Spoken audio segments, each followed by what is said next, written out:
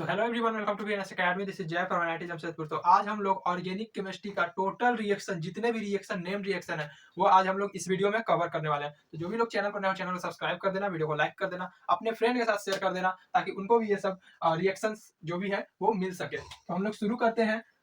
जितने भी लोग वीडियो को देख रहे हो, पूरा देखना वीडियो को शुरू से लास्ट तक, क्योंकि बीच में मैं कई की पॉइंट्स भी बताने वाला हूँ जो आपको एग्जाम में बहुत ज्यादा बेनिफिट दे सकता है। तो सबसे पहले हम लोग बात करेंगे फ्रिंकलिस्टिन रिएक्शन की, जो कि आरएक्स का रिएक्शन यहाँ हमारा होता है एनएआई और एसीटोन के साथ। एसीटोन हो सकता है या फिर यहाँ पर डीएमएसओ भी हो सकता है। ठीक है, तो इसका हम लोग का रिएक्शन होता है तो बनता है आर आई। आर आई बन जाता है यहाँ पर एक्स के जगह क्या रखोगे आप, सीएल और बी आर। ठीक है, सीएल और बी आर याद रखना, यहाँ पर सीएल और बी आर होगा। नेक्स्ट हम लोग बात करेंगे स्वार्ट्ज रिएक्शन, जो कि हमारा आरएक्स का रिएक्शन होता है इनऑर्गेनिक फ्लोराइड्स के साथ। इनऑर्गेनिक फ्लोराइड्स कुछ ऐसे इंपॉर्टेंट इनऑर्गेनिक फ्लोराइड्स जो है एजीएफ, Hg2F2, SbF3, ये आप याद कर सकते हो। आप साथ में नोट करते चलना, क्योंकि हर एक रिएक्शन जो है बहुत ज्यादा इंपॉर्टेंट है। अगर आपको याद रहता है तो कई क्वेश्चन आपसे डायरेक्ट सॉल्व हो सकते हैं। तो यहाँ पर एक्स जगह देखो क्लोरीन, ब्रोमीन और आयोडीन रखेंगे यहाँ पर, बट यहाँ पे क्या रखते थे, क्लोरीन एंड ब्रोमीन। ये याद रखने वाला पॉइंट है आपका, एग्जाम में जो है कंफ्यूजन हो सकता है। इसमें जो हमारा प्रोडक्ट बनेगा वो हमारा बन जाएगा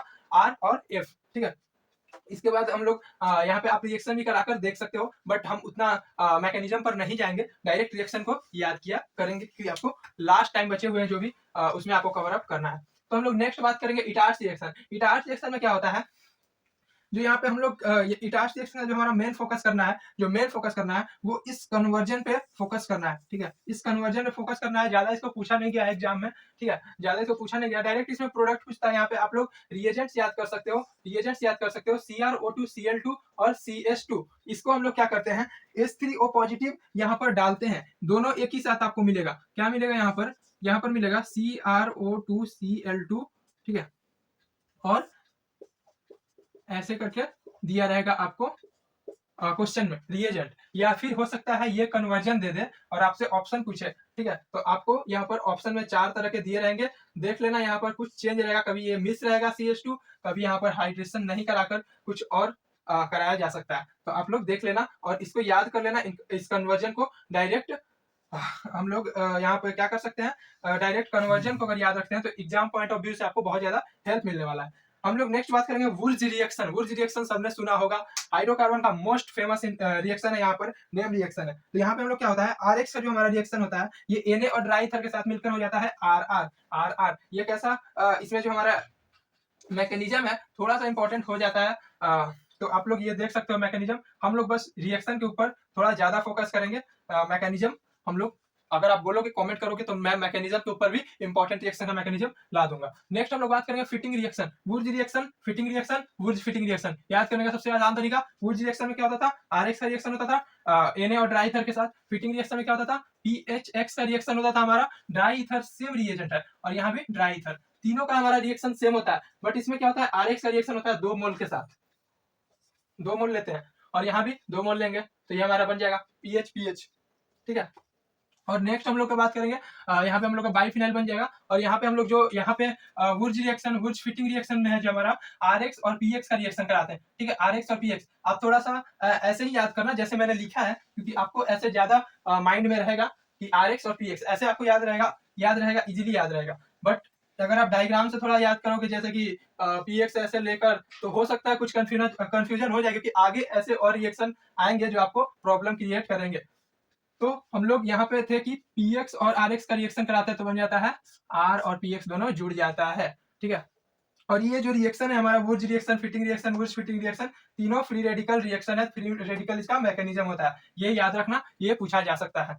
इसके बाद हमारा है कोलवेज रिएक्शन। कोलवे रिएक्शन में क्या होता है, यहाँ पर हम लोग फिनाइल के साथ रिएक्शन करते हैं, फिनाइल के साथ रिएक्शन करते हैं Na+OH- के साथ। ये हमारा मैकेनिज्म का इतना जरूरत है नहीं, डायरेक्ट हमारा जो फिनाइल है वो कन्वर्ट होता है बाय हेल्प ऑफ रिएजेंट्स। आप देख सकते हो यहाँ पर रिएजेंट्स दिया हुआ है, क्या किसमें फॉर्म होता है, ऑर्थो सैलिसाइक्लिक एसिड, ऑर्थोसैलिसाइक्लिक एसिड। अब आपको दे सकता है क्या, इसके साथ रिएजेंट दे देगा, ऑर्थो बना देगा पैरामेटा। अब आप बेसिक से जाओगे जीओसी से और यहाँ पे चेक करोगे कि कौन सा ज्यादा स्टेबल होता है। बट अगर आपको याद रहता है तो आपको पता है ऑर्थोसैलिसाइक्लिक एसिड, यहाँ से हम लोग डायरेक्ट समझ सकते हैं।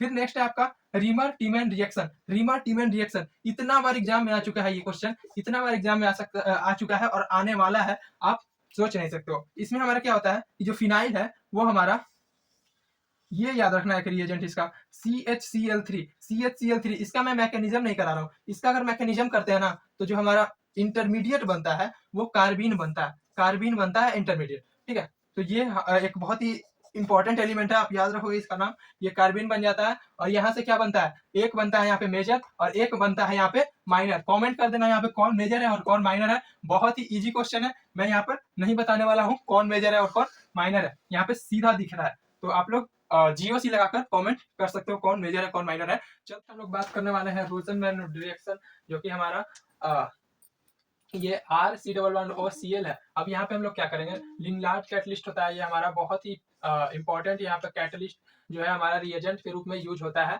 और यहाँ पे हम लोग H लग जाता है, H लग जाता है, ट्रिक से याद करते जाओ सब कुछ, बहुत ही तेजी से रिएक्शन कराने वाला हूँ मैं। और ये RC11OH यहाँ पे एल्डिहाइड बन जाएगा, ये थोड़ा याद रखना। ये जो कैटलिस्ट है इसका नाम पूछा जाता है ऑप्शन में देखे। इसके बाद है गेटरमैन कोच रिएक्शन, जो कि हमारा अगेन जो है बेंजीन जो है हमारा बेंजल्डिहाइड में कन्वर्ट हो जाता है by help of COHCl anhydrous AlCl3। इसके बाद हम लोग बात करेंगे स्टीफन रिडक्शन का, जिसमें कि डायरेक्ट आप लोग प्रोडक्ट याद किया करो। इस सब जो भी रिएक्शन है इसमें हम लोग मैकेनिज्म पर ध्यान नहीं देंगे। RCN जो है हमारा RCN है SnCl2 और HCl, और स्ट्रीम करते हैं तो हमारा बन जाता है एल्डिहाइड, एल्डिहाइड बन जाता है यहाँ पे। नेक्स्ट है हमारा Clemmensen reduction and Wolff Kishner reduction. एक साथ याद रखो, एक साथ करके याद करो, दोनों का रिएजेंट थोड़ा अलग है, मैं बता रहा हूँ, नोट कर लेना। अभी सब लोग कॉपी लेकर बैठो और नोट करते जाना।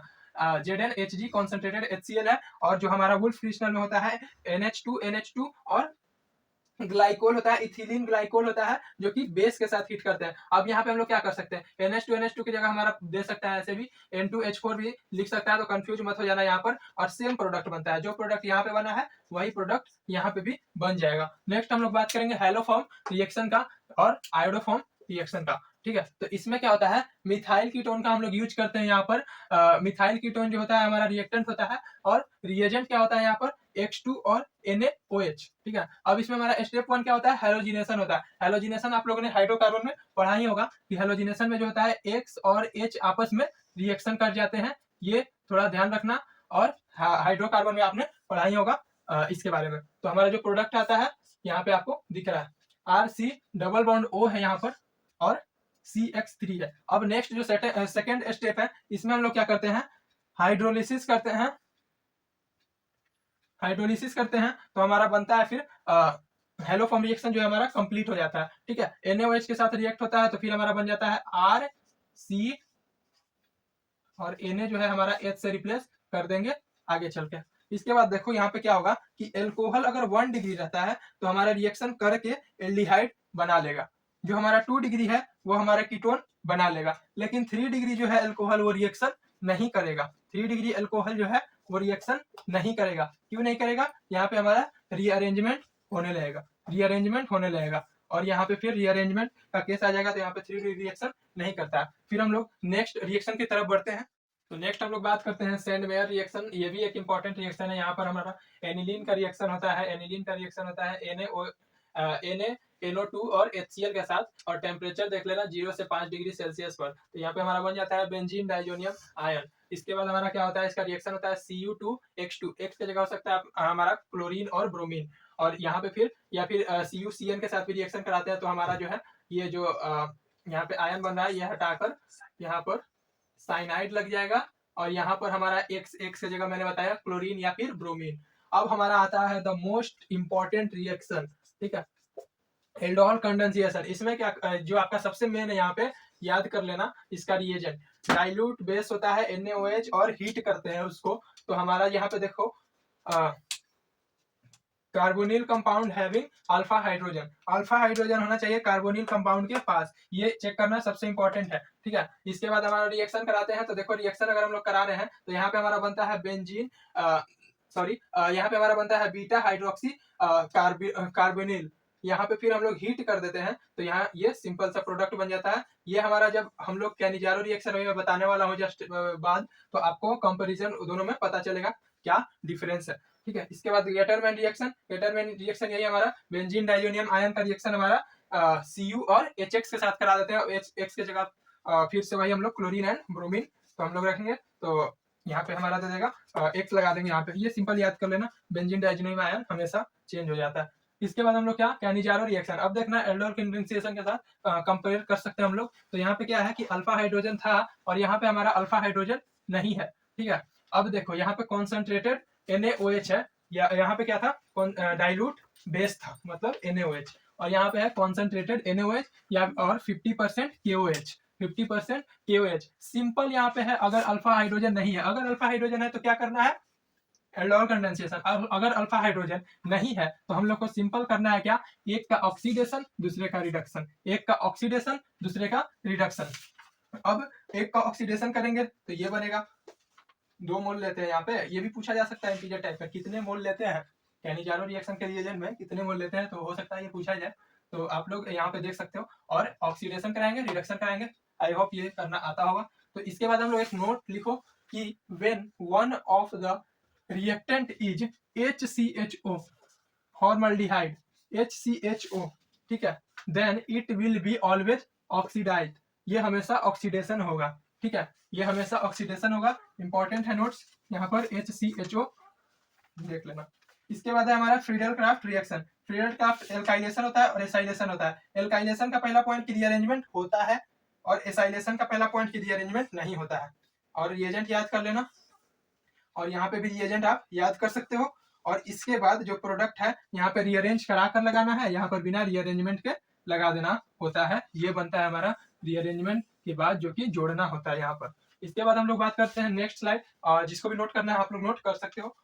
तो आगे हम लोग वीडियो के लास्ट पार्ट में, यह हमारा एस्टरिफिकेशन रिएक्शन। आप डायरेक्ट अब रिएक्शन को याद करते चलना, क्योंकि ये आपको रिएक्शन अगर दिमाग में रहता है ना, तो आप GOC का कॉन्सेप्ट लगाकर आंसर ला सकते हो। यहाँ पर एस्टरिफिकेशन रिएक्शन है, इसको हम लोग 1 डिग्री यहाँ पर रखेंगे। 1 डिग्री R जो है हमारा 1 डिग्री रहेगा, ये याद रखना। यहाँ पर ये हमारा एक पॉइंट बनता है कि R 1 डिग्री होना चाहिए। H प्लस के साथ रिएक्शन करके हमारा ये फाइनल प्रोडक्ट बनता है। नेक्स्ट हम लोग Williamson synthesis of ether, Williamson synthesis of ether करते हैं। तो यहाँ पे हमारा क्या होता है कि 1 डिग्री हमेशा हम लोग रखेंगे। यहाँ पे 1 डिग्री क्यों रखेंगे, 1 डिग्री, क्योंकि यहाँ पर SN2 रिएक्शन हो रहा है। SN2 रिएक्शन हो रहा है, अटैक करेगा 1 डिग्री पे, इजिली अटैक कर लेगा। 1 डिग्री पे इजिली अटैक कर लेगा, तो 1 डिग्री जो है मोर रिएक्टिव होगा। ये रिएक्टिविटी का ये हमारा ऑर्डर है 1 डिग्री, 2 डिग्री और 3 डिग्री। 3 डिग्री में तो क्या होगा, रीअरेंजमेंट होना शुरू हो जाएगा, पूरा रिएक्शन ही वो खराब कर देगा। तो वो 3 डिग्री हम लोग रखते ही नहीं है। और 2 डिग्री में भी थोड़ा प्रॉब्लम होगा, यहाँ पे न्यूक्लियोफाइल अटैक नहीं कर पाएगा इजीली। यहाँ पे हमारा है डाइजोटाइजेशन रिएक्शन।